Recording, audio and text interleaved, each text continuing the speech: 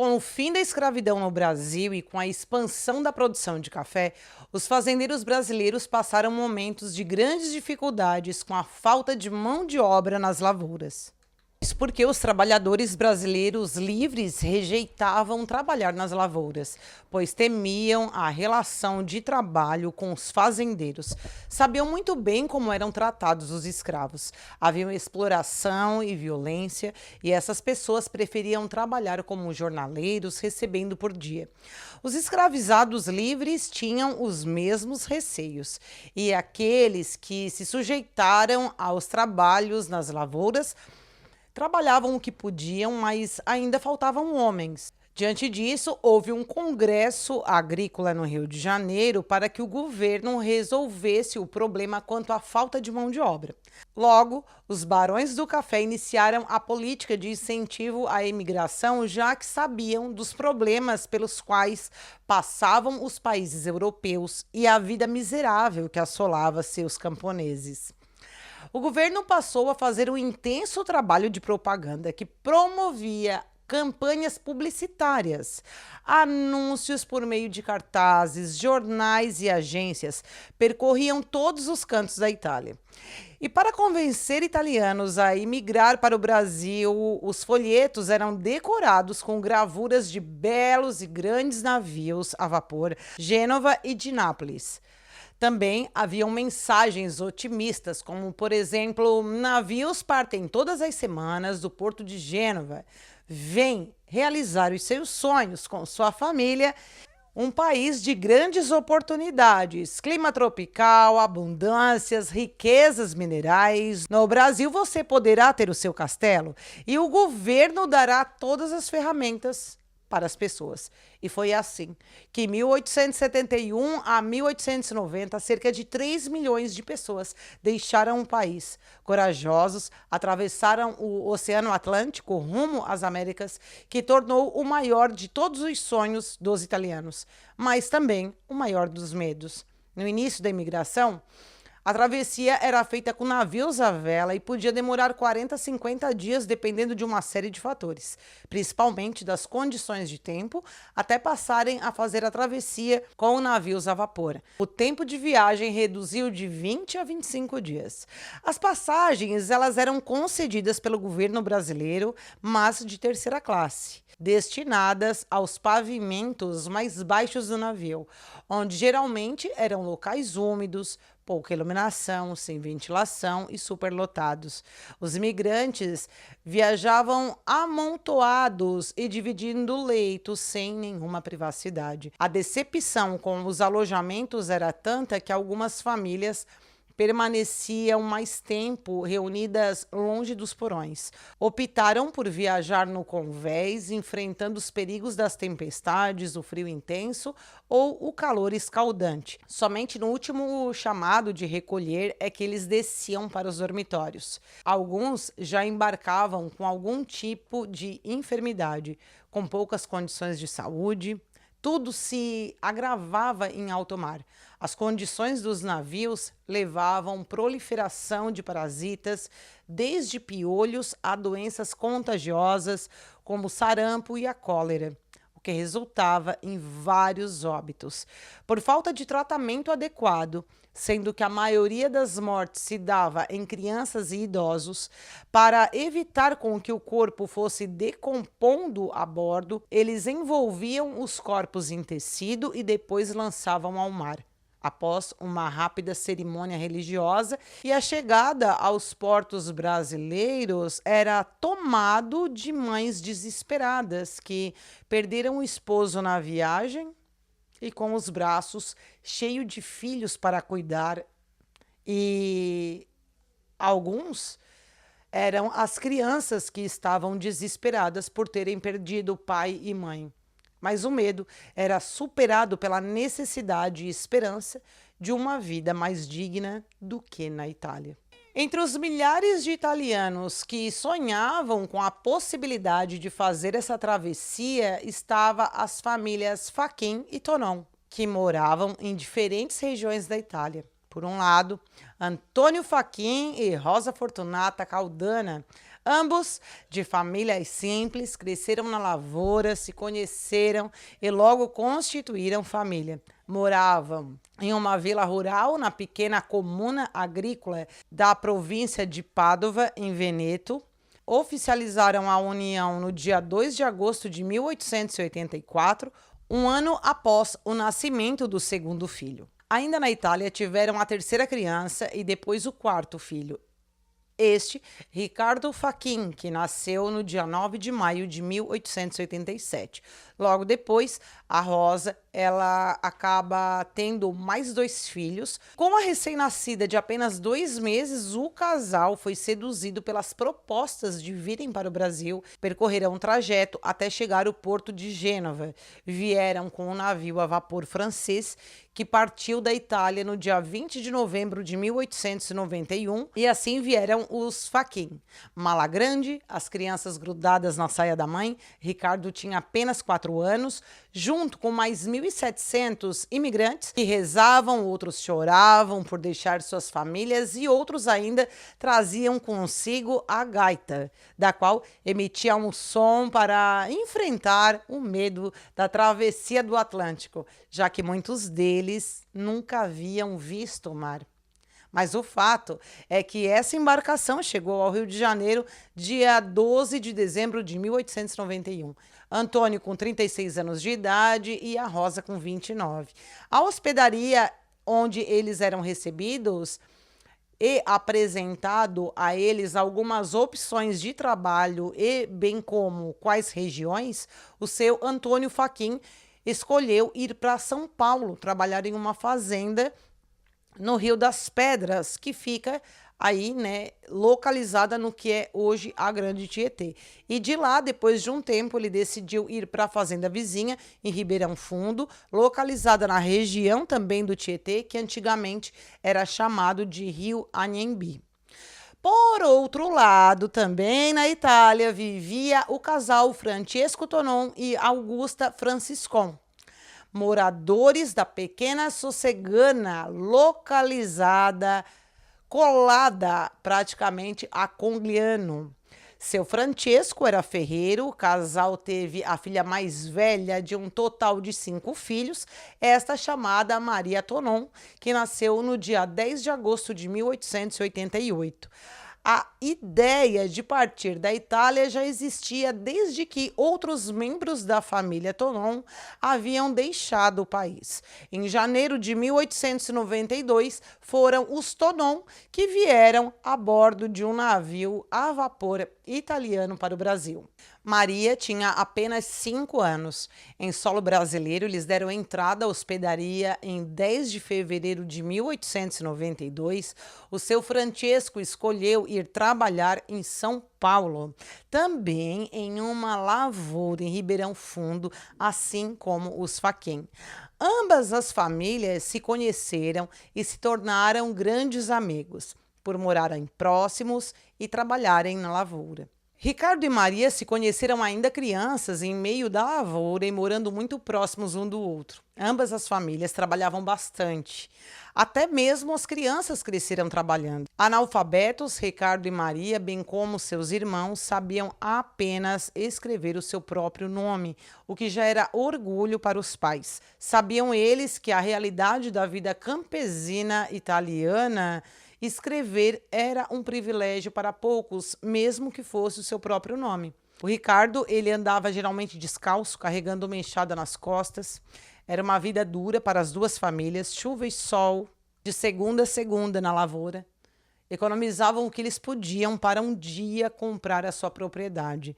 A vida deles era assim: trabalhava de manhã à noite, as filhas mulheres, conforme cresciam, ajudavam na casa, na limpeza das roupas, na comida e também na roça de café. Quando a noite chegava, eles jantavam e até esse período aí sobrava mais ou menos em torno de 2 horas para que fossem dormir. E era nessas 2 horas que eles rezavam o terço e geralmente depois contavam as histórias da bela Itália, a viagem de navio e algumas vezes tocavam gaita. Inclusive, o Ricardo Fachin animava todos com esse instrumento, do qual acalentava a saudade da italianada. Mas, 10 anos depois, em setembro de 1902, os Fachin realizaram o seu grande sonho.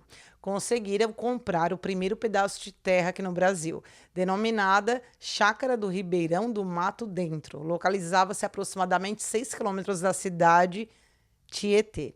A família investiu na plantação de café. Nesse período, o Ricardo tinha 16 anos, já namorava com a Maria Tonon, que, por sinal, sua família também adquiriu terras na região.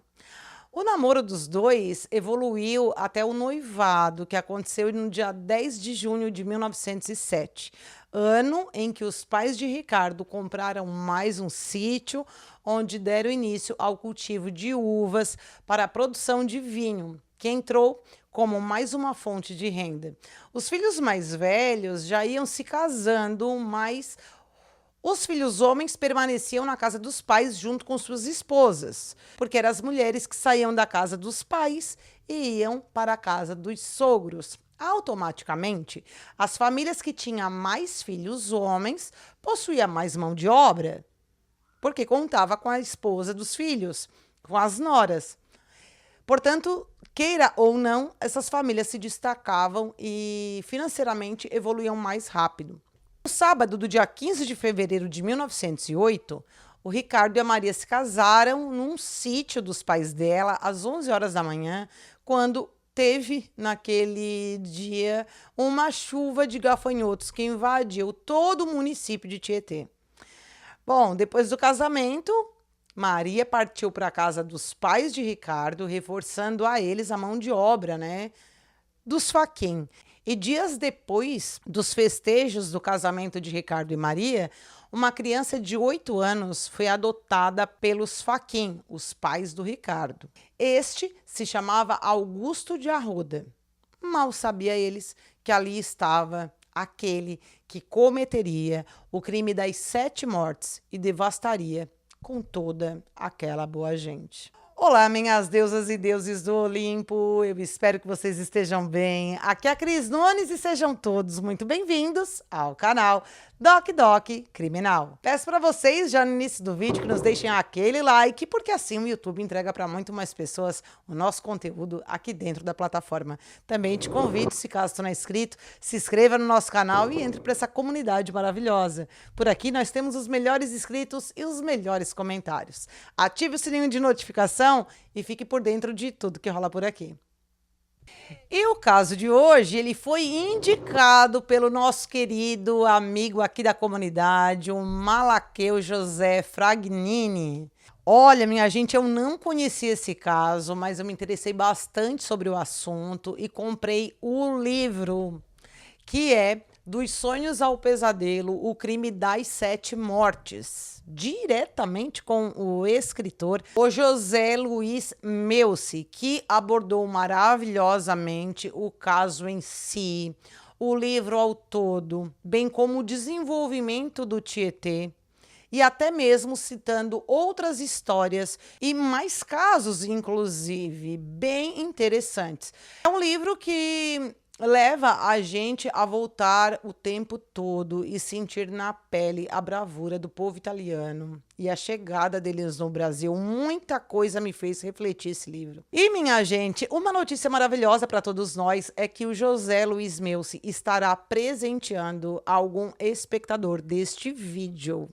E como vai funcionar, pessoal? Aqui nesse vídeo, qualquer pessoa que tiver deixado qualquer comentário, qualquer um emoji, boa noite, não importa, vai estar concorrendo ao livro, ok? E como eu vou fazer o sorteio?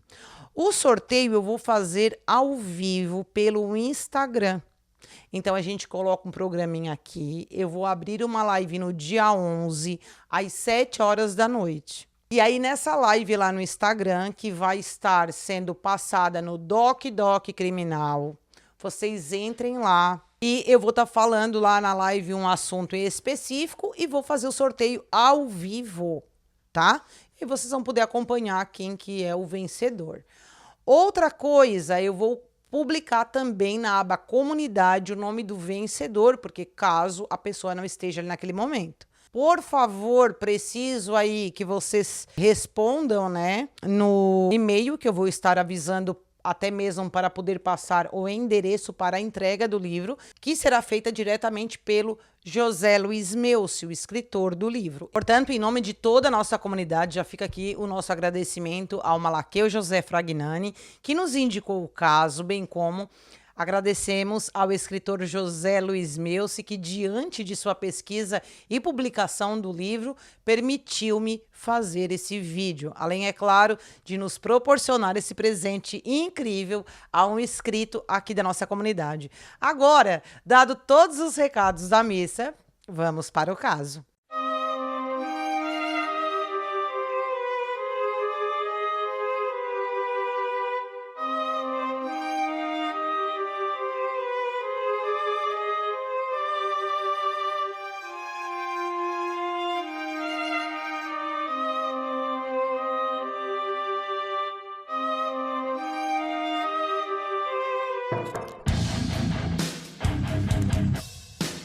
Bento de Arruda e Benedicta, eles eram de Minas Gerais e por algum momento da vida eles foram parar no Tietê. Trabalhavam em serviço braçal, os dois tiveram uma união consanguínea. Não se sabe em que grau, mas o fato é que houve aí essa união consanguínea, o que contribuiu para que 10 ou 11 filhos que eles geraram, 3 nascessem mortos. A última criança que tiveram teve apenas 15 dias de vida, e isso por consequência de uma doença genética. Apenas 4 filhos dos 11 chegaram à vida adulta. A família morava numa casinha da fazenda São Pedro, de propriedade de um fazendeiro. Bento, o patriarca, ele era epilético, padecia com ataques convulsivos, mesmo assim era fumante, alcoólatra, também viciados em jogos de azar e apostas, vivia no bar, o que ele ganhava ele gastava com cachaça.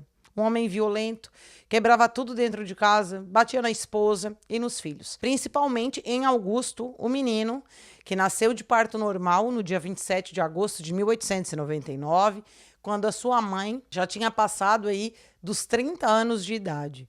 Foi amamentado até os 3 anos, começou a andar aos 18 meses e a gaguejar.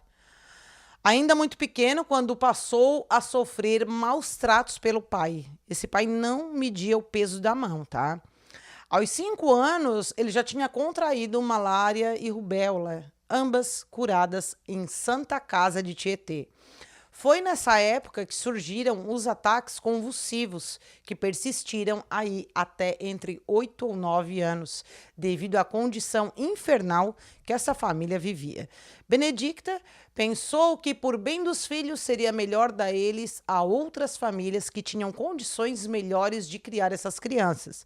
E assim ela fez. Ela deixou um filho com um, outro filho com outro. E o Augusto, que estava com 8 para 9 anos, é dado para o seu Antônio e Dona Rosa Faquin criar. Ou seja, os pais de Ricardo. Logo, o menino passou a ser criado como filho e era carinhosamente chamado pela família como Gusto Mineiro. Isso porque o sobrenome do avô dele era Mineiro. Augusto ele foi crescendo dentro de uma educação que os Faquin fornecia. Havia de seguir todas as regras como os demais filhos e desfrutava dos mesmos direitos. Aprendia a escrever com os sobrinhos mais velhos, ler algumas palavras e falava italiano razoavelmente até. Os irmãos gostavam muito dele, eles pescavam e caçavam juntos. O Augusto, ele andava muito bem no meio do mato, começou a adquirir essas habilidades e também trabalhava na lavoura junto com os irmãos. Era uma família, gente, que trabalhava bastante, assim, trabalhava muito, muito trabalhadores de verdade. Do casamento de Maria e Ricardo, rendeu bons frutos. Ambos tiveram 5 filhos enquanto moravam com os pais de Ricardo, com os Fachin. Em torno de 19 pessoas moravam naquela casa. Era uma italianada tudo junto, somando filhos, noras e netos. As Fachin casadas já moravam com a família dos esposos. O dia inteiro era a lenha queimando no forno, a chaminé fumegava dia e noite. Imagina só, né? Era comida preparada desde as primeiras horas da manhã para aquela gentarada. E os serviços na cozinha se estendiam de manhã à noite. Uma montanha de roupa para lavar, bebê para cuidar, lactante para cuidar, água e lenha para buscar, bicho para alimentar. Era um mundo de tarefas que mulheres tinham que fazer diariamente, mesmo grávidas e por vezes até doentes. No final de outubro de 1912, o pai de Augusto de Arruda, o seu Bento Arruda, ele teve uma piora na saúde, do qual foi piorando, até que faleceu no dia 28 de novembro de 1913, aos 43 anos. A dona Benedicta e a filha, que era bastante problemática, passaram a viver sozinhas. E o Gusto Mineiro, que ainda morava com os Fachin, ele separava um pouco de dinheiro para a mãe, né? Ele nunca deixou de ajudar essa mãe. Mas o mesmo ele não fazia pela irmã dele, porque ele odiava essa irmã. Talvez porque ele não entendesse, porque a irmã morava com a mãe e ele não, né? Pode ser isso. Adolescente de 14 anos, ele era um guri tímido, calmo e de poucas palavras, obediente, trabalhador, até que ele conheceu ali uns vizinhos que moravam no mato dentro, e foi a partir daí que tudo mudou. A sua outra personalidade começou a dar as caras, e escondido dos padrinhos, né, que era assim que ele chamava os pais de criação, o seu Antônio e a dona Rosa, ele, sem ser visto por familiares, ele escondido bebia, fumava, arrumava confusão, frequentava as rinhas de galo, salões de jogos, prostíbulos, onde despertou nele um desejo pelas mulheres. E ele foi crescendo, sendo um guri com muitas dificuldades de se relacionar. E talvez por conta da própria timidez dele e a falta de dinheiro para satisfazer esses impulsos que ele tinha. Ele passou a usar a mão, entenderam? Ele usava a mão e ficava imaginando aquilo ali, ficava lá batendo uma, espiando na Greta. Se escondia no mato, né? O fato é que ele dava um jeito de olhar os casais fazendo aquilo que ele não podia. E quem eram esses casais, né? Eram os irmãos dele com as suas esposas, ou seja, ele ficava olhando as cunhadas dele. Além disso, ele olhava também as irmãs, essas que ainda não haviam casado, e qualquer atitude delas, como tomar banho, fazer cocô, ele ficava espiando e mexendo nele a todo momento. Então, na frente da família, ele era um santo, mas longe do olhar deles, ele fazia esses atos. E aí em diante, ele começava a ficar com aquilo ali na cabeça o dia inteiro, até que as coisas evoluíram para animais. Ele começou a usar animais. Como ele passava horas no mato caçando, aproveitava qualquer animal que ele podia usar, qualquer um. Desde vaca, cachorra, cabrita, não só do sítio dos Fachin, tá? Mas sítio vizinho, até ele chegar ao extremo com animais totalmente perturbadores, como a galinha, né? Ele pegava a galinha, que por sua vez, essas coitadinhas se defendiam como podia, né? Arranhando, picando, batendo as asas. Elas emitiam um barulho alto, chamando a atenção das pessoas. E aí, para impedir esse barulho, ele começou a enfiar os dedos no pescoço da galinha até que dilacerava o pescoço das aves, atingindo assim o ápice do prazer dele em sentir escorrer nos dedos e na mão aquele sangue quente. E com o animal morto, enquanto ainda este estivesse com o corpo quente, ele fazia e queria mais, e assim ele continuava fazendo. Diante desse fascínio dele em mexer em si mesmo, bem como copular de forma doentia com animais, mais o uso de bebida alcoólica, em junho de 2015, ele sofreu um violento ataque epilético em plena praça pública. Os problemas persistiram por mais 3 anos. Tal situação de vida que Augusto levava impedia ele a ganhar mais dinheiro, porque ele não tinha mais cabeça para trabalhar. O negócio dele era pegar o dinheiro e gastar em prostíbulos, mas deixando claro que ele gostava de olhar, ele não chegou assim a pegar uma mulher. Ele continuava usando dos animais, ele observava e depois ele usava de animais e toda a galinha que ele tinha pela frente. Até que o Augusto de Arruda, ele completa 20 anos. E ele decidiu falar com o padrinho dele, revelando que ele, atraído pela sedução de ganhar mais, em um outro lugar onde ele podia trabalhar, ele aceitou um convite de um camarada e queria para a fazenda de Piraju. Foi assim que Gusto deixou a casa dos padrinhos. Na nova região, ele trabalhou por quase 2 anos, mas jogava o dinheiro todo fora, porque ele ficava apostando, bebendo e não conseguindo realizar o sonho de ganhar mais para ajudar a mãe dele como ele gostaria. Resolveu deixar o interior e foi direto para São Paulo para trabalhar na força pública. Mas ele percebeu que não tinha nada a ver com aquela profissão. Para ele ser um policial, era preciso usar uniforme, respeitar a hierarquia, obedecer a ordens de superiores, manter-se disciplinado e comportar-se de acordo com o regulamento do serviço. Precisaria deixar aqueles hábitos dos prazeres, e foi nessa de ter que largar os prazeres que, em 10 dias depois de ingressar na corporação, o Gusto ele junta todas as coisas dele e abandona a instituição sem dar a mínima satisfação. Ele pensou por bem mudar-se para Itatinga, um município próximo de Botucatu, mas acabou deixando a cidade para trabalhar em uma fazenda de um distrito conhecido como Lobo. No local, ele revelou sua personalidade de homem de pavio curto, sujeito briguento e violento. Não demorou muito para ele retornar à região de Botucatu. Certo dia do mês de agosto de 1921, o Gusto Mineiro e mais alguns companheiros capinavam o cafezal de uma determinada área de fazenda onde trabalhavam. Depois do almoço, era costumeiro dos peões, irem deitar, tirar um cochilo ali, e outros fumavam nesse período, à sombra de um pé de café. Só que aí, nesse dia, um desses colegas dele pediu se ele tinha palha para fazer um cigarro. E aí o Gusto Mineiro disse que tinha, mas que ele não ia dar a palha. E aí os dois começaram a discutir por conta disso, trocar ofensa, até que eles acabam tendo ali uma briga corporal. O Augusto pega uma enxada e com um golpe só, ele atinge o colega, que teve o reflexo ainda de conseguir proteger a sua cabeça, mas a enxada atinge o braço direito, que acabou na hora sendo fraturado. Rapidamente, os colegas seguraram a briga ali, separaram os dois.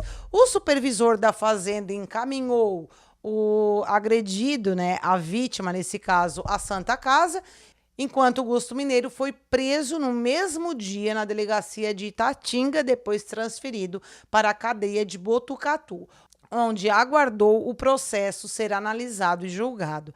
A dona Benedita, a mãe do Gusto, foi informada da situação do filho. Ela sabia do que o filho vinha fazendo. Ainda em 1921, Ricardo e Maria realizaram o sonho de comprar o primeiro sítio em torno de 2 alqueires, que foi batizado como Fazenda Boa Esperança, localizado no bairro Água de Pedra, da comarca de Tietê. Não tinha nada além de 3.300 pés de café formados. No fim da primavera daquele ano, os Fachin trabalharam sol a sol para ajudar Ricardo e Maria, que estava grávida já do 6º filho, que nasceria em abril do ano seguinte. Reunidos, construíram a casa de pau a pique, que continha 2 quartos, cozinha junto com sala e o chão batido. Os familiares ajudaram a construir estábulo, chiqueiro, cercaram o espaço do lado da casa para a horta e árvores frutíferas também foram plantadas ao redor ali do lote, prepararam a terra e semearam as roças. Ricardo comprou alguns gados, porcos, cavalo, uma porção de aves e uma carroça, além de alguns móveis e utensílios para a casa. Tudo muito simples. O colchão, inclusive, era de palha, mas isso era bem comum na época, tá, pessoal? Eles acabaram comemorando a moradia com um som de gaita que Ricardo tocava. Ele e a esposa Maria, junto com os filhos, passaram aquele Natal na casa nova. Iniciou-se o ano de 1922, onde o casal matriculou os filhos mais velhos na escola, Alba, Joana e Orlando, na escolinha da Fazenda Barrinha, pois queriam que os filhos fossem alfabetizados. Mas a grande preocupação de Ricardo estava no compromisso com as promissórias que ele assumiu na compra do sítio. Principalmente, algo que parecia para ele perturbador era a questão da visão dele. Isso mesmo, ele tinha muito medo de não conseguir trabalhar e não conseguir pagar essas promissórias. Porque cada dia que passava, o Ricardo enxergava menos, parecia estar ficando cego. Evidências apontam que ele tinha uma doença como tracoma. Duas versões sobre essa cegueira de Ricardo apontam que uma delas, ele perdeu a visão de repente enquanto ele estava trabalhando no cafezal. Outra versão diz que ele perdeu a visão com o tempo. Tal problema de visão resultou em várias idas a médicos da região, bezendeiro, curandeiro, e nada adiantava. O seu Antônio Fachin, vendo o sofrimento daquele filho, entrou em contato com um italiano que morava em São Paulo, amigo dele, comerciante de sucesso, e explicou sobre a situação do Ricardo. Ao ouvir a gravidade do problema, o tal comerciante incentivou o seu Antônio a mandar o filho dele, o Ricardo, para a capital fazer um tratamento nos olhos, que muitas coisas tinham evoluído. Além disso, colocou-se à disposição para ajudar a família. Esse pai, ele não perde tempo e logo já fala com o Ricardo para ir em busca de tratamento. Mas o Ricardo, ele resistia, dizia que tinha que terminar primeiro de pagar as contas do sítio, que faltavam 7 prestações e que não ia deixar ninguém no lugar dele, não tinha quem deixar. E aí, minha gente, parece assim que o mundo conspira contra, né? No início daquele ano, o processo de agressão que o Augusto de Arruda, o irmão de criação dele, o Augusto Mineiro, respondia, correu muito rápido e ele foi absolvido. No fim de janeiro, ele pegou um trem para São Paulo e desembarcou na estação Cerquilho. De lá, ele seguiu para a casa da mãe dele, no bairro Cruz das Almas, onde a mulher morava com a filha, aquela irmã, que o Augusto tanto odiava. E daí para frente foi só para trás. O Augusto não conseguia trabalho como antes. Ele andava com pouco dinheiro, bebia demais, envolvia-se em confusões. Na venda e em casa o pau fechava. Até que certo dia, por questão de dinheiro, ele acaba brigando com o dono do bar, tentou agredir o homem com uma navalha, que ele vivia com aquela navalha no bolso. E novamente ele foi parar na delegacia, o que resultou em mais uma detenção, mas logo ele foi liberado. Voltou para a casa da mãe, até que um dia ele fecha o pau com a irmã dele. Aí os dois se brigam muito, ele pega um machado e pelo cabo, com a parte de trás do machado, ele dá uma baita de uma pancada na cabeça da guria, que por pouco não foi a óbito. A polícia não foi chamada, minha gente. Por quê? Porque a mãe dele, a dona Benedicta, ela escondeu o que o filho dela fez para evitar com que ele fosse preso. Acabou ele morando com a mãe dele por mais um tempo, até que ele completou 23 anos. Sem ter por onde começar, ele se direciona para a casa dos padrinhos, os pais de criação dele, que é o seu Antônio e a dona Rosa Fachin, que nem imaginavam que o filho de criação houvesse feito tudo aquilo desde que saiu daquela casa e até chegar naquela casa. E assim que ele aparece na propriedade dos Fachin, ele foi super bem recebido pela família que o acolheu. E logo o seu Antônio diz o seguinte: olha, aqui na fazenda não tem serviço para ti, mas o Ricardo está precisando muito de alguém que ajude a fazer serviço lá na fazenda dele, lá na Boa Esperança. Foi assim que o Augusto vai para a casa do Ricardo. Ao chegar na casa do irmão, ele observou que a casa tinha duas janelinhas na frente, uma casa muito simples, diferente da casa dos padrinhos dele, né? E logo que o Ricardo o vê, o abraça, fica feliz de tê-lo ali. Os sobrinhos correram também para abraçar ele. Era um tio muito querido, do qual eles gostavam tanto. Os irmãos conversam ali por um tempo e firmam um acordo para que o Augusto permanecesse com eles e ajudar nos cafezais e demais serviços. Como a casa possuía só 3 peças, como eu disse para vocês, o dormitório que ficava mais ao fundo, do lado da cozinha, que dormiam ali os filhos do casal até então, né? E aí o que eles fazem? O Ricardo e a Maria, eles tiram os filhos de lá, desse quarto, deixa só o Orlando, que era maiorzinho, para dormir com o Augusto. E o restante das crianças, eles levam tudo para o quarto deles. Então, esse casal passou a dividir esse quarto com os 6 filhos, onde foi colocado 2 camas grandes.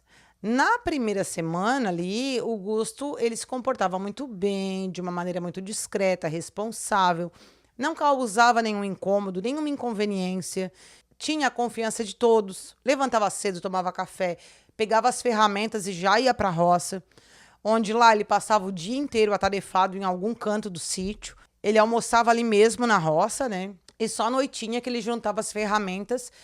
Depois ele jantava, ia para o quarto onde ele dividia ali a cama com o sobrinho. E pronto, gente, ele apagava, morto de cansado, né? De tanto trabalhar no pesado. Mas o problema surgiu quando em uma noite, depois de um tempo já ele morando ali, ele acaba ouvindo sussurros, que ele sabia muito bem do que se tratava, né? Se tratava de 2 pessoas adultas tendo relações. E ele sabia que era o irmão dele com a cunhada dele, que ele já havia visto tantas outras vezes pela Greta. E que ele, ouvindo esses sons, ele começa a imaginar muitas coisas. Entre essas coisas, ele no lugar, né, do irmão dele, fazendo aquilo que ele não podia com a cunhada. Sabia ele que o irmão Ricardo iria fazer o tratamento na capital. E aí ele não via a hora desse irmão ir fazer o tratamento, porque quem sabe assim, ele ficando sozinho com a cunhada, ela mais vulnerável, com saudades de um homem, ela daria a ele uma chance. Com problemas de visão de Ricardo, Augusto ele tornou-se uma espécie de faz-tudo. Buscava água, tirava leite, alimentava os animais, carpinava a roça e cortava a lenha. Possuía uma grande habilidade com o machado, forte e rápido, bem como no preparo da terra, no plantio, na colheita, na costura de sacaria, que eles transportavam os produtos para os armazéns da cidade. Inclusive, ele levava e trazia ferramentas de animais de um sítio para o outro. E a disposição para o serviço dele realmente era elogiável. Não demorou muito para ele ficar cada vez mais conhecido na Água da Pedra pelo trabalho bem feito que ele prestava.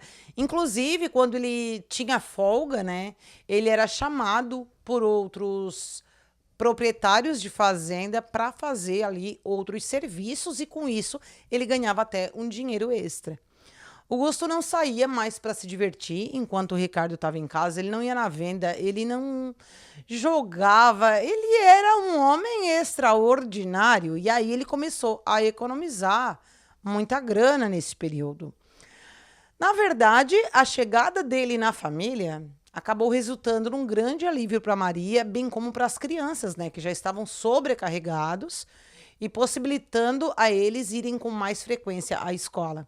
O tempo passou e o Ricardo era cobrado pelo pai dele e pela esposa também para que ele fosse fazer o tratamento na capital paulista, já que o Augusto substituía a altura. O cara fazia tudo ali muito bem, dando conta do trabalho, até que chega informações para a internação do Ricardo no Hospital Humberto I.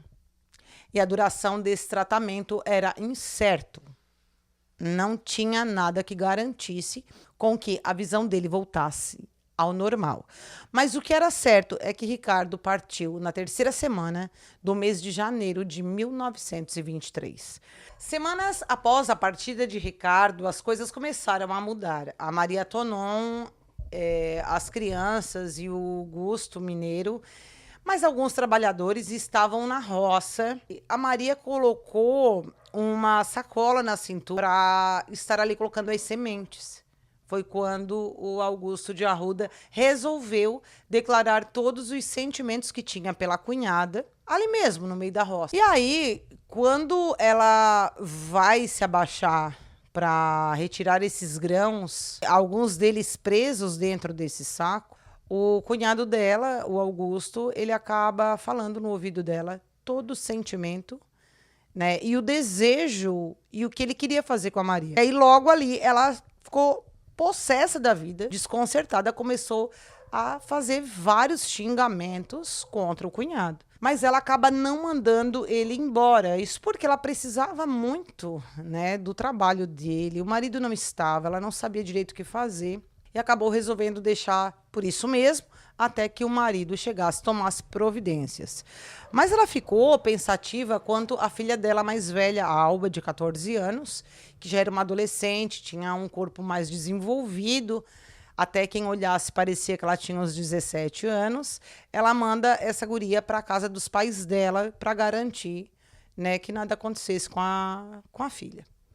Enquanto o Augusto, ele insistia em ficar olhando para ela quanto para as meninas de um jeito estranho.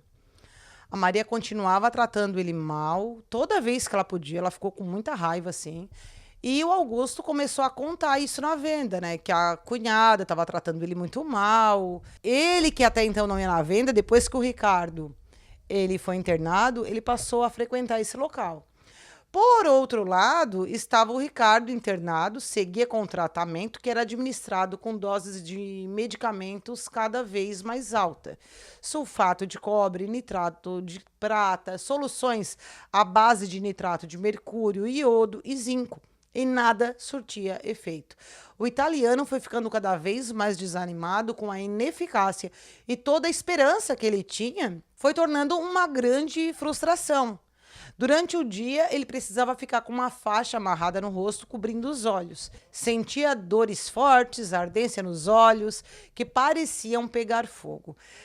Ele se comunicava com a Maria e a Maria com ele através de carta, né? Mas ele dizia à família que estava muito esperançoso com o tratamento, o que não era verdade. Ele não passava o problema que ele estava naquele momento.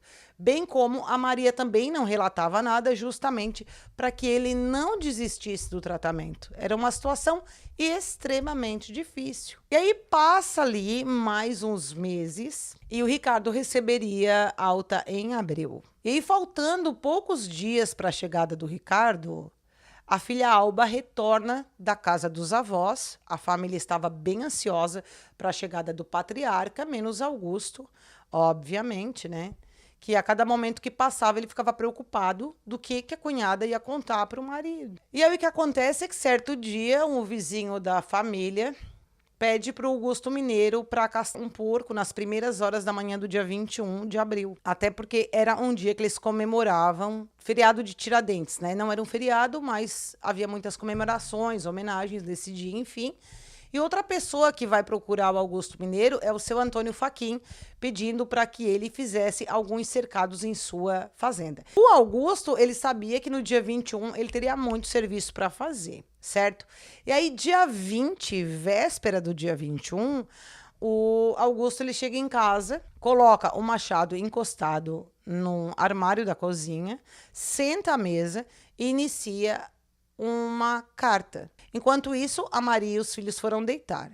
Pouco tempo depois, o Augusto vai deitar também, dividindo a cama com o Orlando, né? Enquanto a cunhada com o resto das crianças no quarto. Mas, aquela noite específica, ele pensava muita coisa e um misto de desejo pela cunhada, talvez ele sabendo que os dias se passaram e ele não conseguiu o que queria. E, ao mesmo tempo, com raiva pelo desprezo que ela dava a ele decidiu dar uma voltinha fora de casa. Então ele sai lá na rua, dá um tempo e depois ele retorna para dentro da casa.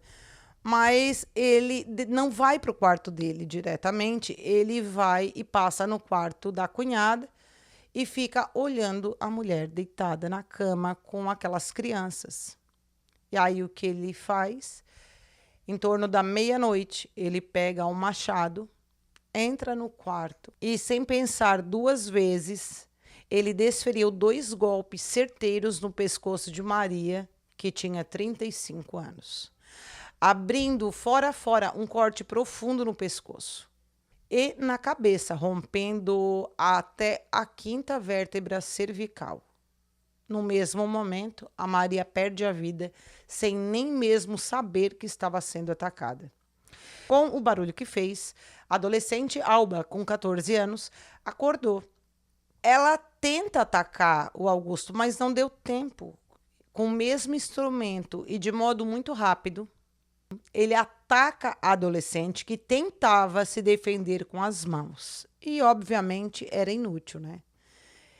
Ela acabou recebendo 6 golpes no rosto, que abriu a lateral fora a fora, atingindo mandíbula, pescoço, cabeça, numa força que derrubou ela, ficando o corpo entre a parede e a cama. Mas a Alba, ela não morre na hora, ela começou a se engasgar. Logo, ele partiu para cima da menina Esther, 5 anos, do qual ele desferiu 2 golpes também no rosto, abrindo o maxilar. O Victório, de 1 aninho, que estava grudado no corpo da mãe, com um só golpe de machado na cabeça da criança, ele acabou com a vida do bebê na mesma hora. A Joana, de 11 anos, foi a que mais lutou pela vida. Tadinha. Levou tantos golpes de machado que praticamente desfigurou o rosto todinho. O rosto ele foi quase partido ao meio, atingindo do maxilar até o olho direito. Acabou com o olho da menina. Acabou com tudo. A Nésia, de 7 anos, foi atacada várias vezes.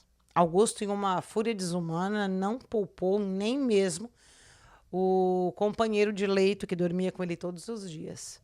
Frio e calculista, ele foi até o outro quarto. E num só golpe de machado, ele atingiu o pescoço, que quase separou a cabeça do tronco do pobre menino. Não satisfeito, ele largou o machado perto do armário, tirou a navalha do bolso e, sem piedade, cortou a garganta de Alba e Anésia, que ainda não estavam mortas até aquele momento. Esse ser infeliz, ao ver a cunhada morta, teve o imenso desejo, segundo ele, de consumi-la sem vida. Tirou a roupa dela, subiu em cima da cama e a violou por 2 vezes. Se isso já não bastasse um terror, essa criatura, no meio daquela poça de sangue, foi para a cama ao lado, onde estava Joana. E ela, morta, já com o rosto totalmente desfigurado, como eu disse para vocês, ele usou daquele corpo imaculado e sem vida.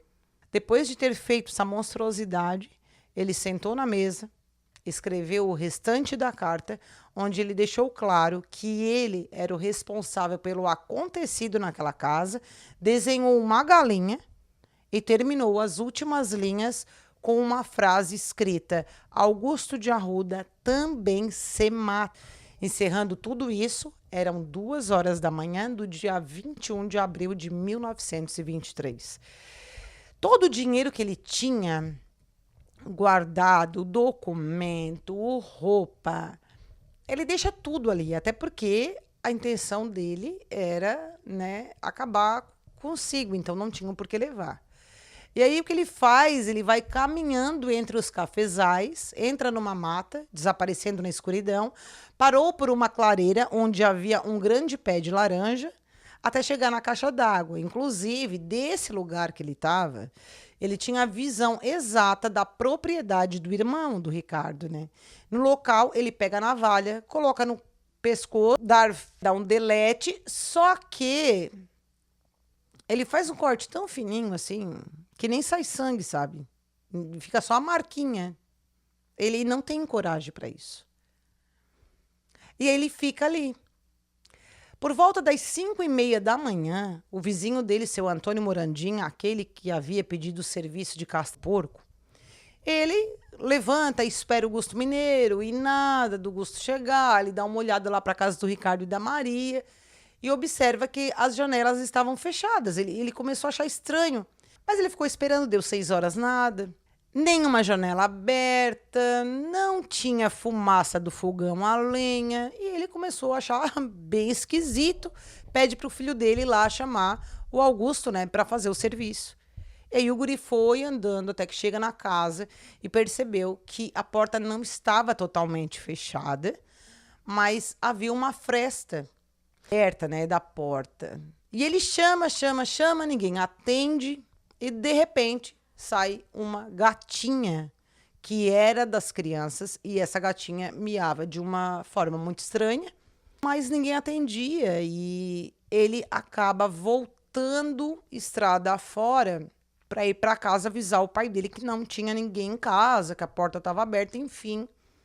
Mas quando ele estava chegando na cerca para avisar o seu Morandim lá, né, que não havia ninguém em casa, enfim, eles olham para a casa e quem chegava ali era o seu Antônio Fachin, que estava a cavalo e também tinha ido atrás do mineiro para chamar ele, né, para fazer o cercado que eles haviam combinado. E aí o sogro chama a Maria e nada, ele achando estranho porque não tinha ninguém na roça, naquele horário, já era a hora de todo mundo estar trabalhando, não tinha fumaça no fogão a lenha.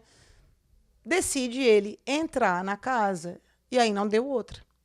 Os Morandim conseguiram ouvir o barulho do italiano gritando e saindo posteriormente enlouquecido de dentro daquela casa, com as mãos na cabeça, gritando em italiano: meu Deus, eles estão mortos, meu Deus. E de tanto que ele gritava, gente, que o pessoal que trabalhava nas fazendas vizinhas ouviram o desespero daquele homem. E eles começaram a correr para ver do que se tratava e aquilo se tornou um pavor coletivo. Todos que chegavam ali, entravam na casa, se estremeciam com aquela cena. Era sangue para todo lado, rosto desfigurado. Uma dessas pessoas que viu aquela cena foi a cavalo, o mais rápido que podia, até a delegacia do Tietê, para avisar o que tinha ocorrido. Outros buscaram por ponto telefônico para chamar a polícia. Naquele período, o delegado titular ele estava em tratamento de saúde e quem ocupava o lugar dele era o delegado substituto chamado Venâncio Aires, que rapidamente entrou em contato com o médico legista e logo ele já se encaminhou, né, para o sítio Boa Esperança. Um dos homens que entraram na casa, ele percebeu a carta em cima da mesa onde Augusto de Arruda confessava a autoria do crime. Logo, ele entrega para o delegado, que por sua vez já sabia por quem procurar, né? Eles até levantaram a possibilidade dele ter ido para a casa da mãe dele, estar em regiões vizinhas, e o delegado até, inclusive, foi muito perspicaz, né? Ele disse, provavelmente, ele está perto. Mas o fato é que homens se dividiram em grupo, se armaram e foram à caça desse criminoso e combinaram que, quando se encontrassem, um deles desse um sinal, que era um tiro para cima. Assim, todos os outros grupos, né, poderiam saber que o mesmo foi encontrado e que se reuniriam na frente daquela venda que o Gusto costumava ir. Logo, o delegado também se preocupou em informar as delegacias da região, né, para que também ajudassem nas buscas, informaram comerciantes, toda a população, porque se alguém o visse, deveria procurar a polícia, né, informando onde ele estava. Toda aquela movimentação de entra e sai na casa era observado pelo próprio Augusto, que horas estava trepado em cima da árvore lá onde ficava a caixa d'água, vendo tudo e esperando que todo mundo saísse. Porque na cabeça dele, quando desce a noite, ele poderia entrar na casa, pegar o dinheiro dele, pegar os documentos, trocar de roupa e dar o fora, se jogar dali, fugir do Tietê. Era a investigação nos corpos, era os exames cadavéricos por fazer. bem como levantar as provas. Então, quem vai e pega a autorização para a retirada desses corpos ali é o doutor Pasquale. Enquanto o delegado Venâncio Aires pegou o machado, a carta, as roupas, o documento e o dinheiro, colocou tudo numa trouxa e saiu com todos esses pertences debaixo do braço, levando para a delegacia. Só que o Augusto não imaginava isso. Mesmo a retirada dos corpos, né, feitos um a um e encaminhados até o centro do Tietê, onde no IML seria feito o estudo. As horas se passaram, deu a noite e as buscas continuaram, inclusive pela mata. O Augusto de Arruda, ele estava sendo encurralado de todo lado. Ele viu os homens avançando e, diante disso, sobrou a ele se arriscar e chegar até a casa da família morta, pegar os seus pertences e fugir. Mas quando ele foi atravessar as campinas, caminhando arqueado, rente aos arbustos, ele foi surpreendido pelo grupo chefiado pelo soldado Osmar da Silva Dutra, que estava de tocaia à sua espera, apontando um revólver para sua cabeça, que ordenou na mesma hora que ele se rendesse e entregasse qualquer arma que ele tivesse. Sem esboçar nenhuma reação, ele puxou a navalha do bolso e entregou aos civis. Uma outra versão conta que essa captura se deu através de um guri que, ao voltar para casa, onde ele visitava a namorada que morava no Tietê, ele viu o Gusto Mineiro atravessar o campo. E aí ele voltou, avisou os homens que o viu e foi o que facilitou a captura, que se deu às 10 horas da noite do mesmo dia do crime. Quando o seu Osmar fez os disparos para o alto, o grupo de homens junto ao Gusto Mineiro se direcionaram para a frente da venda. Durante o caminho, estampidos eram ouvidos de várias direções e distâncias. A aglomeração em frente à venda tomava força. Quando Augusto de Arruda chegou entre os civis, os mais revoltados tentaram agredir Augusto. Queriam matar ele de qualquer jeito. Teve um que deu até uma ideia de amarrar ele na carroceria de um caminhão e arrastar ele vivo na estrada até ele ser despedaçado. Mas o seu Antônio Fachin, que estava no local, deu um grito e disse que não, que o filho dele de criação estaria, a partir daquele momento, nas mãos dos homens da lei, bem como nas mãos de Deus, na justiça divina. Saíram com o Augusto em direção à delegacia do Tietê às 10h30 da noite. As notícias rapidamente se espalharam e logo uma multidão passou a esperar o criminoso na frente da delegacia. Diante disso, o delegado achou por bem comunicar os civis para que entrassem com Augusto pela lateral da delegacia e não pela frente, onde a população aguardava. Essa entrada facilitou porque o prédio ele ficava localizado na esquina do Largo São Benedito com a Rua São Benedito, bem em frente à Capela de São Benedito. Na delegacia, ainda naquela noite, o delegado Aires queria a todo custo ouvir o Augusto de Arruda e logo ele confessou o crime, descreveu como é que tudo aconteceu, o desejo dele pela cunhada e como usou o corpo dela como da sobrinha desfalecida, né? Contou que fez isso por 2 vezes, mas que ele não tinha culpa. E é claro que ele não tinha culpa, né? Porque o culpado foi o diabo. Na verdade, uma força maligna tomou o corpo dele, né? É sério, gente, é isso que ele disse. E é por isso que ele não expressava arrependimento nenhum. Porque como é que ele ia se arrepender de uma coisa que não tinha culpa? Não era ele que tinha feito? Era a culpa do capeta? Então, o diabo tomou conta do corpo. E assim foi o que ele disse naquele momento. Logo, se encerrou o inquérito, ele foi recolhido, se lavou, trocou de roupa, tomou café com pão e dormiu. Ele estava cansado, né? É isso mesmo. Domingo, dia 22 de abril, os jornais já publicavam um infeliz ocorrido na família dos Tonon e dos Fachin. Todos em verdadeiro choque, só restava fazer a missa e aguardar os corpos serem liberados para a realização do funeral. Enquanto isso, O Ricardo, sem saber de nada, talvez o que orientassem ele é que ele estava de alta e que ele continuasse o tratamento em casa. E fazem isso porque o Ricardo, ele era um homem muito grande e forte. E para transportar ele seria muito difícil, né? Num carro ele poderia abrir a porta, se jogar, enfim.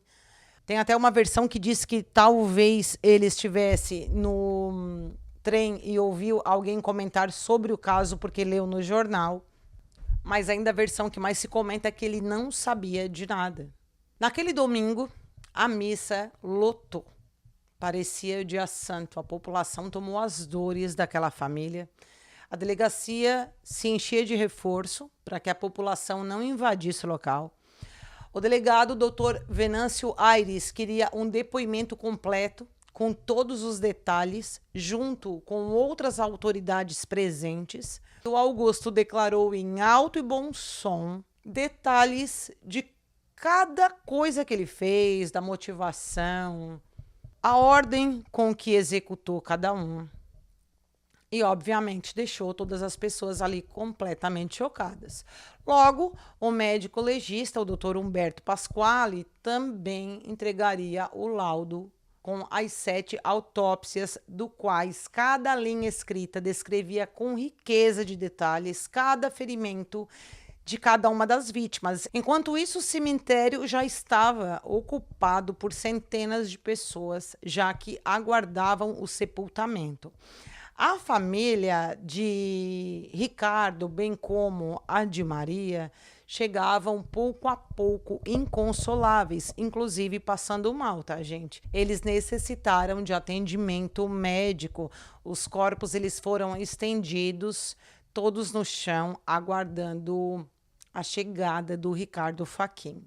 As pessoas se amontoavam em cima dos túmulos para poder ver as vítimas, ver como tudo acontecia, até que eles observam, né, a chegada daquele homem alto e forte, que só poderia ser ali o patriarca. Quando ele surge na multidão, segurando uma mala de medicamentos e com os olhos vendados com um pano branco, a população logo abriu o caminho, né, para que ele passasse. Os irmãos dele já corriam na sua direção pedindo perdão por não conseguirem ter evitado o ocorrido. E desesperado, ali no meio do cemitério, esse homem fica sabendo da morte da amada e dos seus 6 filhos. Ele ficou completamente enlouquecido. O Ricardo, ele se desvencilhou dos braços de quem agarrava ele e começou a gritar: por que, meu Deus? Por que, meu Deus? Por que, meu Deus? De tão nervoso que ele estava, que ele arrancava tufos de cabelo. As pessoas que o carregavam, porque ele não enxergava absolutamente nada, tentavam contar que eles foram assassinados. Desnorteado e chorando muito, ele, na tentativa de enxergar os filhos, tirou as faixas dos olhos. Assustava todo mundo que via, né? Porque parecia 2 bolas de sangue. Era 2 bolas vermelhas, tudo queimado do tratamento. Totalmente cego, a passos largos, ele ia cambaleando, até que ele conseguiu chegar ali, perto dos corpos. Ele se ajoelha e, com os braços esticados, ele tentou abraçar toda a família. Tentava alcançar a mulher e os filhos de uma só vez. Não havia uma alma sequer naquele cemitério que não estivesse chorando nessa cena. Os corpos foram enterrados lado a lado, em uma só cova, no cemitério da Saudade do Tietê. A imagem daquele enterro, sem dúvidas, permaneceria na memória de todos aqueles que estavam presentes. Acabado o velório, toda aquela população foi para a frente da delegacia. O povo, enfurecido, gritava pedindo justiça, que soltassem o criminoso para que eles fizessem justiça com as próprias mãos. Tentavam invadir o prédio da delegacia para linchar o assassino.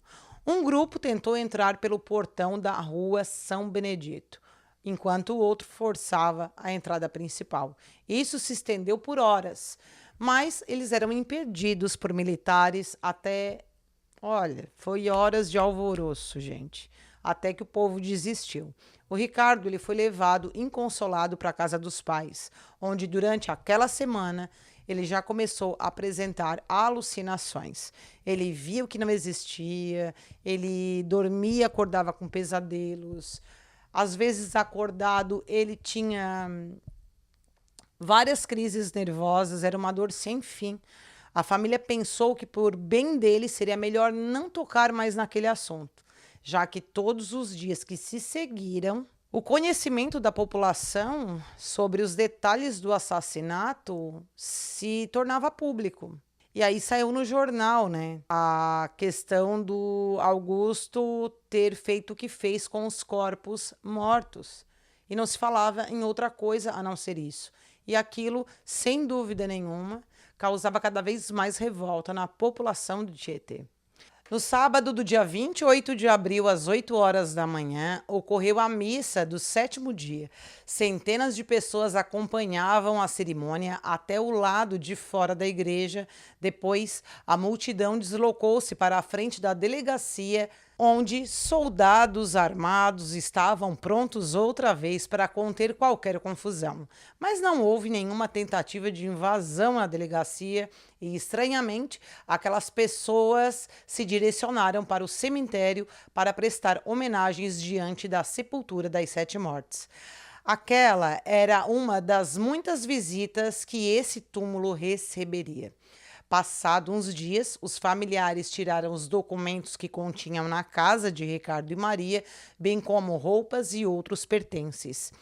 Os produtos que tinham para tirar da terra foi tirado e vendido, assim como todos os animais, ferramentas, inclusive o próprio sítio foi colocado à venda, até que meses depois foi concretizada a venda e quitada a dívida da terra. Quando o delegado Venâncio Aires concluiu o extenso relatório, o primeiro julgamento teve como advogados de defesa Bueno de Camargo e Eurico Martins Carvalho. Foram ouvidas testemunhas, pessoas próximas dos envolvidos e todos, sem exceção, quanto a Augusto, falaram que ele foi criado como um filho pelo seu Antônio e pela Dona Rosa, que ele viveu muito tempo, sob o teto deles, por mais de 10 anos, que nunca deu trabalho aos pais de criação, sempre se portou de uma forma muito educada e respeitosa e era muito trabalhador, honesto e cumpridor das suas obrigações. Mas também relataram quanto a Augusto reclamar da cunhada nos últimos tempos na venda, lá no bar onde ele ia. O julgamento acabou por unanimidade a condenação do réu confesso à pena máxima de 30 anos de prisão a ser cumprida na penitenciária estadual. Mas a defesa, não se conformando com a decisão, apelou para um novo julgamento. Até isso ocorrer, levou um pouco mais de um ano, e enquanto isso, ele permaneceu preso no Tietê, onde chorava muito, ficava com a cabeça entre os joelhos, e só depois da condenação foi que a ficha dele caiu, que diabo nenhum ia pagar a pena por ele. Daí, só depois de preso foi que ele se arrependeu do que ele fez. Houve um novo júri que ocorreu no dia 7 de abril de 1924 e dessa vez o advogado de defesa foi o Dr. Joaquim Jesuíno da Cruz, mas não teve jeito, a pena foi confirmada em 30 anos de reclusão a ser cumprida em penitenciária do estado de São Paulo. A transferência de Augusto de Arruda ocorreu na Sexta-feira Santa, enquanto acontecia uma procissão.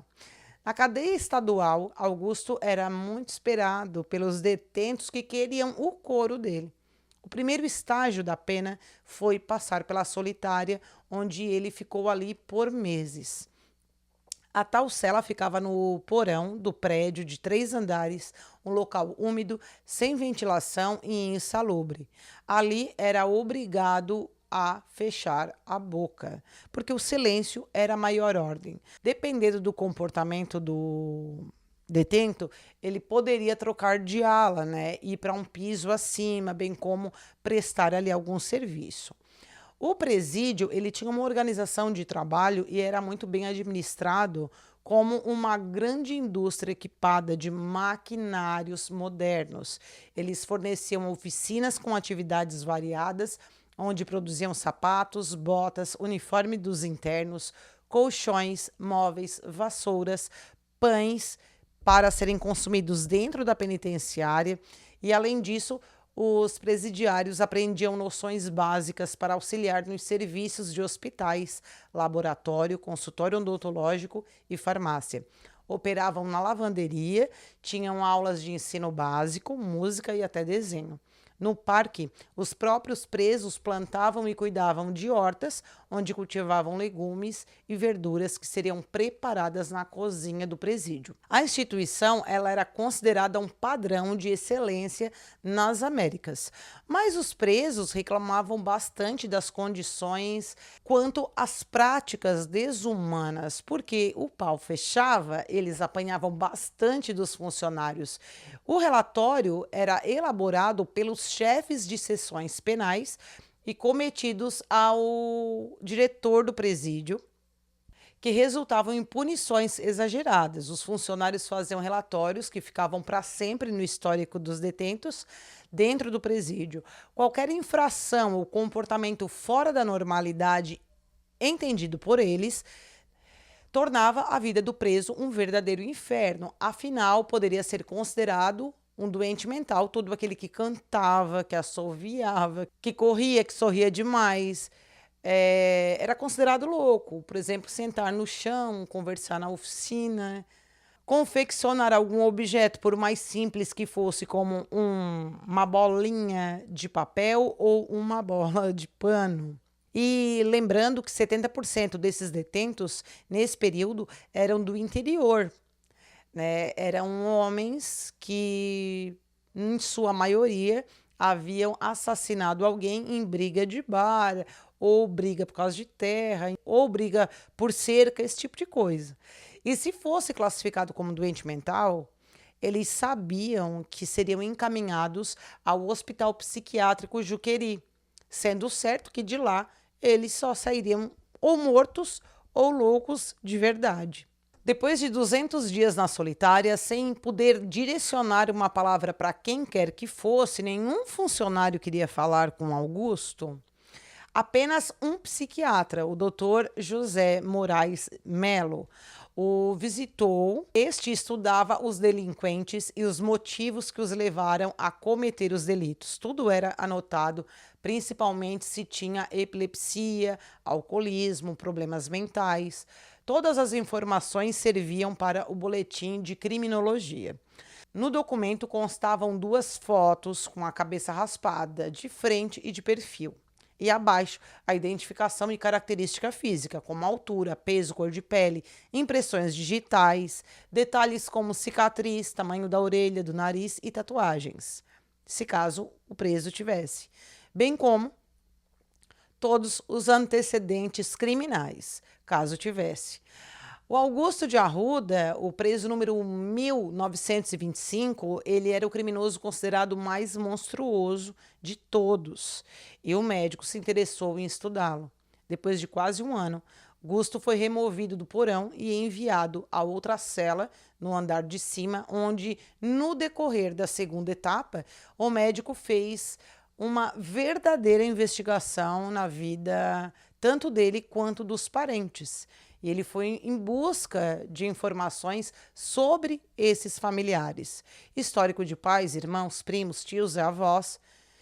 Diante disso que se sabe a relação consanguínea ali, né, entre o pai e a mãe dele, bem como foi levantado documentos no cartório, na igreja, no hospital. Reviraram a vida de todo mundo da família de cabeça para baixo. E todo esse histórico foi anotado na planilha que havia ali um psicopata de alta periculosidade.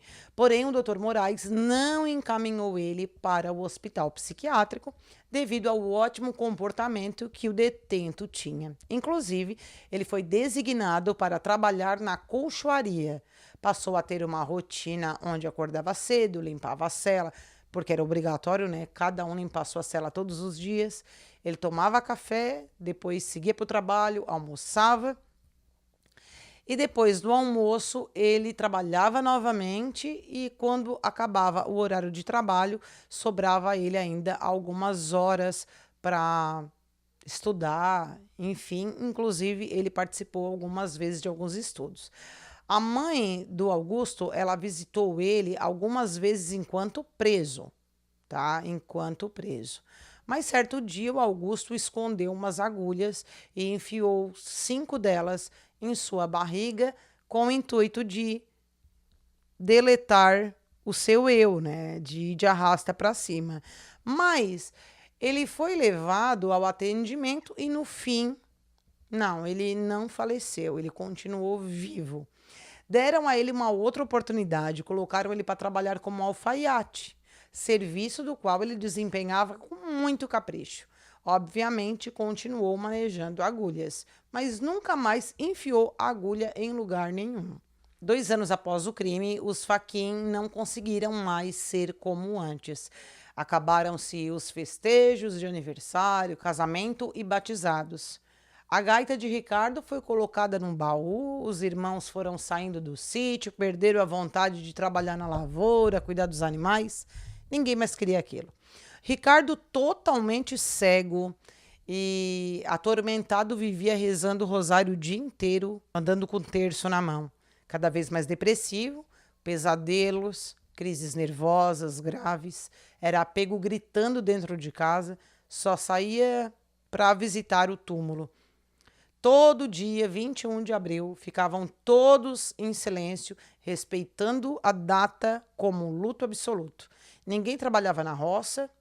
Para piorar a situação da família, dia 21 de abril de 1927, o sobrinho de Ricardo, chamado José, estava pescando e acabou caindo no rio e morrendo afogado. Depois disso, os irmãos Ricardo e Arthur e Ernesto decidiram investir na cidade. No dia 14 de dezembro de 1928, os 3 irmãos compraram uma casa, na verdade lotes, né, que ficavam do lado do cemitério da Saudade do Tietê. Ficava a poucos metros do túmulo dos familiares. Casa localizada na rua Rafael de Campos, fundos para a rua Bom Jesus. Em 1932, o presídio estadual ganhou um novo diretor, e este, sendo o Dr. Acácio, que passou a olhar para Augusto de Arruda com um pouco mais de atenção. Embora o mesmo não tenha cometido nenhum ato infracional que resultasse em punições ou anotações em 12 anos de detenção, quase indo para a terceira fase, o que lhe permitiria trabalhar no pátio, que era o que ele queria, havia apenas aí, né, um registro que era a tentativa de delete. E era só isso que pesava contra ele. Esse homem pega o prontuário, olha os antecedentes criminais, a história de vida, a violência contra animais e o próprio crime em si, como ele fez e o que ele fez com a cunhada e os sobrinhos, bem como a anotação do psiquiatra alegando que Augusto era um detento de alta periculosidade. O diretor passou a considerar Augusto o preso mais louco de todos os sentenciados da penitenciária e que deveria estar no manicômio há muito tempo.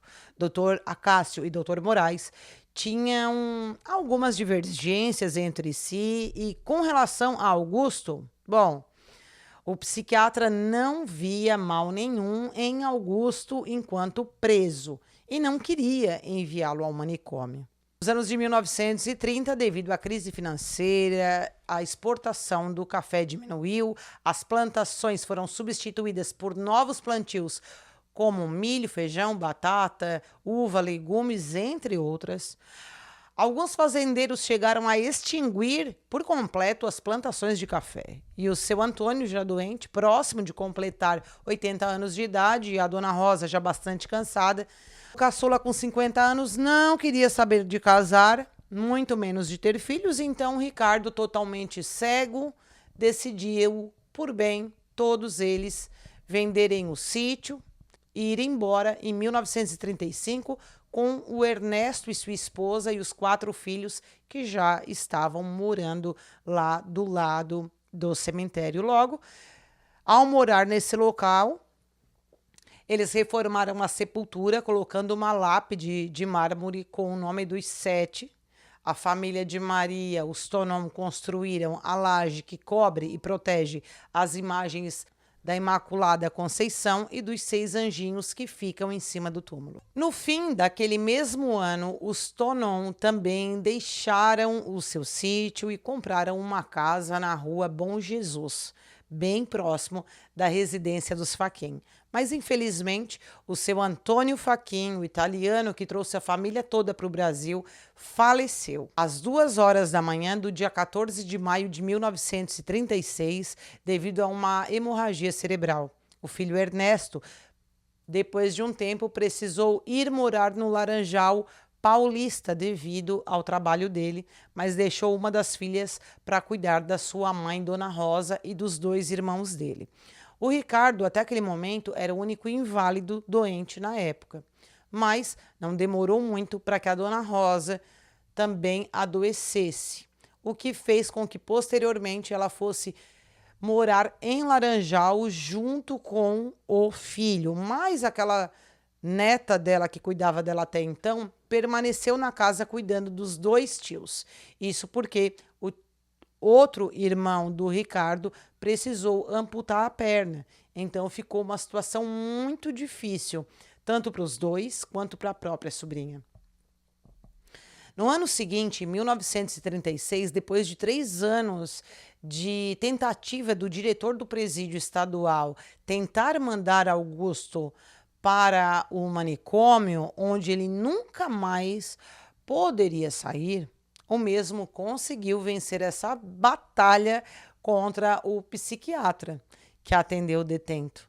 Na quinta-feira do dia 5 de março de 1936, Gusto preparava-se para sair de sua cela para mais um dia de rotina, até que a porta da cela se abriu, com vários homens lado de fora, alguns vestidos de branco, que o avisou que chegou o momento dele ser transferido para o manicômio Franco da Rocha. Chegando no local, ele foi retirado da viatura e levado para o 2º andar do edifício, onde ficou numa cela sozinho, trancado. Passou a ser observado, medicado e tratado, identificado como paciente número 285, do qual, nos 3 anos seguintes, foi submetido a passar por todas as terapias disponíveis, desde choque cardíaco, injeções microbianas que causavam muita febre. Os funcionários eram obrigados a intervir para garantir a continuidade dos tratamentos, imobilizando pernas, braços e cabeça dos pacientes. Sendo que esses cuidadores, eles não eram preparados para tanto, eles não tinham conhecimento sobre as doenças mentais e nem mesmo habilidades necessárias para lidar com um problema tão complexo. Eles tratavam o criminoso doente mental como uma verdadeira fera. Os próprios funcionários tinham medo, pois a reação dos pacientes eram diversas. Dias eles andavam pelo pátio, muito excitados, balançavam muito as mãos, inquietos andavam de canto para um lado e para o outro, sozinhos, cheios de tique facial. Eles insistiam muito em tomar banho, comer e dormir. Já nos outros dias, totalmente dopados, passavam horas deitados e embrulhados em algum canto do pátio sem reação alguma, verdadeiros mortos-vivos. Após 5 anos e 7 meses de internação, ainda nas primeiras horas de domingo do dia 26 de outubro de 1941, Augusto, que tinha completado 42 anos de idade, em 27 de agosto, acabou falecendo. Bom, ninguém da família o visitava enquanto ele estava no manicômio. Eles tentaram contato para informar sobre sua morte, porém, ninguém apareceu. Diante disso, o sepultamento ocorreu no cemitério do manicômio do Juqueri, do qual ele foi enterrado em uma cova rasa, na presença somente do coveiro e de 2 funcionários do necrotério. A cada 21 de abril, as pessoas visitavam o túmulo dos 7. Lá rezavam, acendiam velas e depositavam flores. Os viajantes deixavam doces, pirulitos, lápis, brinquedinhos, chupeta, imagens de santo, terço, tudo para agradecer as graças que eles obtiveram. Pessoal, as pessoas dizem que até hoje recebem milagres, tá? Cada vez mais iam pessoas fazerem pedidos e a fama de milagre era realizada pelas sete almas se tornava numa grande proporção, a ponto do local passar a ser um lugar de peregrinação, de gente vinda de todo canto inimaginável. Enquanto isso, Ricardo Fachin conseguiu um serviço temporário na Fazenda São Geraldo. Ele tomava um ônibus na frente da residência onde ele morava. Os funcionários da linha já estavam acostumados com ele, tanto no embarque quanto no desembarque, sempre o auxiliando, deixando ele bem próximo da porteira de entrada da fazenda, onde ele passava o dia inteiro sentado num banquinho de madeira debulhando milho. Uma tristeza infinita. Nesse intervalo de tempo, a saúde da mãe dele, da Dona Rosa, foi ficando cada vez mais difícil e ela acabou falecendo no dia 20 de julho de 1947, aos 84 anos de idade. Mas no ano seguinte, mais um dos Fachin acabaria falecendo e de uma forma bastante trágica. Dia 27 de janeiro de 1948, às 3 horas da tarde, um trem de carga vindo de São Paulo chegou à estação Cerquilho, no Tietê. Um comboio com vários vagões, sendo um deles carregado com 5 toneladas de fogos de artifício e dinamite. Poderia ter ficado naquele local no máximo por 12 horas, devido ao calor intenso que fazia. Porém, o período se estendeu até que 3 dias depois, ainda no início da manhã, um novo trem de cargas chega deixando estacionado 4 vagões tanque contendo 20.000 litros de gasolina.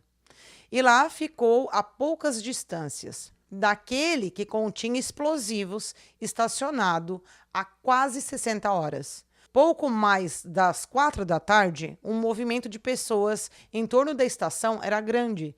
Lojas, armazéns, bares, escritórios, entre outras casas. Foi quando 2 homens avistaram um pouco de fumaça branca saindo do vagão onde continha explosivo. Sem saber o conteúdo da carga, eles foram se aproximando para ver o que era. E naquele exato momento saía da loja um guri acompanhado de um tio. O menor, o gurizinho, ele era sobrinho do Ricardo. Esse menino e o tio, eles caminharam em direção ao túnel sobre o pátio da estação que dá acesso à rua Ângelo Jorge. Quando marcou exatamente 4h15 da tarde, o vagão carregado com 5 toneladas de fogos de artifício e dinamites explodiu, matando essas 4 pessoas, 2 homens que se aproximavam e um dos sobrinhos do Ricardo, que morreram instantaneamente com o impacto.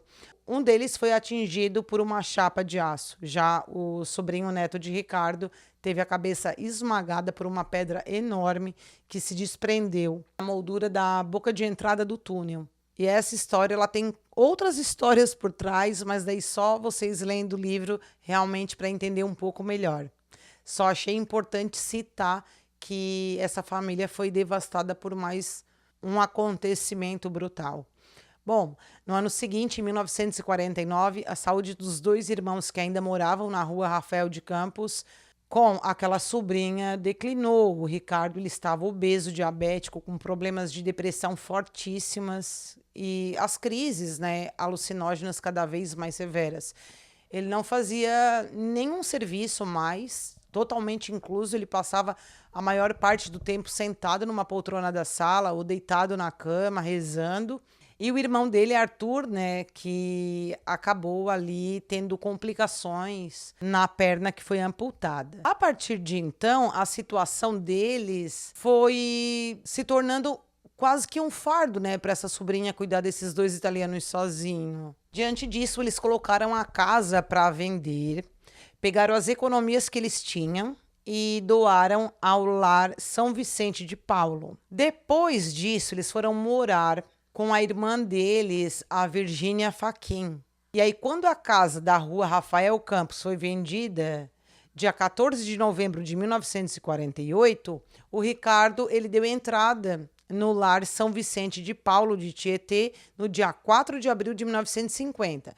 O irmão dele, o Arthur, ele ingressou no asilo 6 meses depois, quando abriu vaga. Nos primeiros dias no asilo, as perguntas sobre o crime das 7 mortes foi inevitável. Ricardo, já cego há décadas, depressivo, cada vez mais obeso, ficando cada vez mais doente, quando foi diagnosticado com uma doença chamada uremia, que era incurável para aquela época. Nada que pudesse ser feito a não ser confortá-lo da melhor forma possível nos últimos dias de sua vida. Ricardo Fachin, com 64 anos, faleceu às 8 horas da manhã do dia 17 de julho de 1951. Como escreveu José Luiz Meucci, Ricardo e os irmãos ajudaram os pais a realizar o sonho de comprar um pedaço de terra. Mais que isso, compraram vários outros. Prosperaram com o café e a produção de vinho. Tornou-se um adulto sem saber ler e nem mesmo escrever. Morreu analfabeto.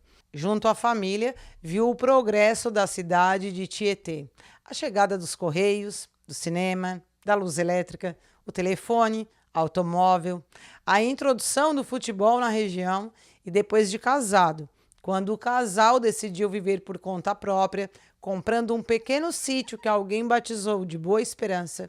Parece que o destino quis escolher o Ricardo Fachin como um protagonista de uma das histórias mais duras que um homem pode suportar. Ficou cego, teve a família brutalmente assassinada pelo irmão de criação, carregou sozinho, em silêncio, dentro do seu coração e da alma, a própria escuridão, até que finalmente ele descansou em paz por toda a eternidade, embora não conste na lápide, seu corpo repousa ao lado da esposa e dos 6 filhos, na sepultura das 8 mortes. Lembrando mais uma vez que este vídeo é quanto a este livro aqui, Dos Sonhos ao Pesadelo, O Crime das 7 Mortes, escrito por José Luiz Meucci. E é um livro que tem muitos outros casos. Eu sei que ficou extenso esse vídeo, mas aqui contém muitas outras histórias, muitas coisas por trás disso tudo que eu contei para vocês. Espero que vocês tenham gostado do vídeo. Um grande beijo e eu super indico a leitura. Tchau, até a próxima.